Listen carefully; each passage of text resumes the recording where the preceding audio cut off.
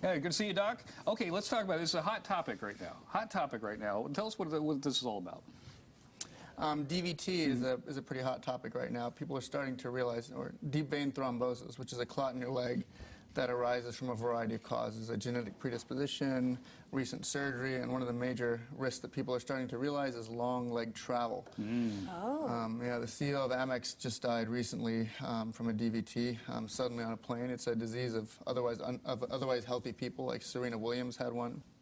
And one of your comrades, David Bloom, I think is a pretty famous guy who died of one in 2003 in Iraq. So it's a disease that really, has no specific sick population. It happens randomly. It could happen to any one of us.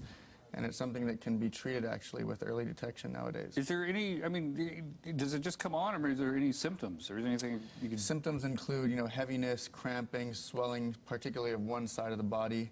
If you have any of those symptoms, you should really not fly, or especially if you've had a risk like a recent surgery, a recent long trip, you should definitely go checked out to your doctor, because we can treat it with a minimally invasive technology and get excellent results that have no long-term effects. Why flying? Why is that so crucial? Well, the things that really predispose you to DVT are things like dehydration, alcohol consumption, immobility, and all those things are kind of compounded in flying. Typically, people are sitting still for a long period of time. The dry, high-pressurized cabin dehydrates you, making your blood thicker. You don't move for a long period of time. And typically, people have a drink or two, which further dehydrates you. All those things together on an airplane trip kind of basically puts you at more risk for clotting. While I have you here, if there's somebody in your family has had it, are you more predisposed to have it? You may be, actually, and there's a lot of tests now. There's a lot of focus on this recently, and there's a lot of tests that can screen you for what's called hypercoagulable disorders, which basically means your body has a higher propensity to clot with the same stimulus as somebody that had that and that wouldn't have the clot. My dad had it. That's why I was asking. I was like, So what do you do about it? Let's say that you're expressing some of the symptoms. Do you go in? Is there a test, or do they just examine you, or how do you know? It's a very quick, non-painful test called a duplex ultrasound. It's basically using high-resolution color flow ultrasound or Doppler imaging. And they can tell you within about 10 minutes whether you have a clot. Really? Wow. Wow, that's pretty long. Is there some that you don't visibly see? Because I know with varicose veins, a lot of times you can see it on the outer part, but could it be something fatal even if you don't see it on the exterior? 100%. Most people with DVT do not have varicose veins, although varicose veins are a risk factor for DVT. And if you do have a DVT, your propensity to have varicose veins in life is much higher afterwards.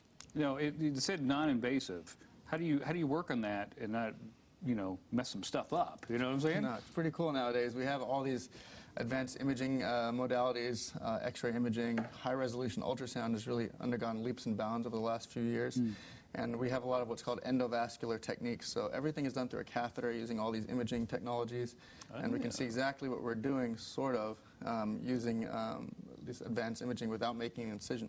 Wow. Really? So what are we looking at here? This is actually a newer technique that I pioneered a few years ago called the no-knife endovenous ablation, and that's a procedure for varicose veins, actually.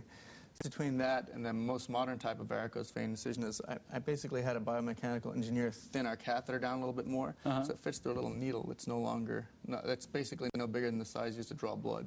Get out! Are you serious?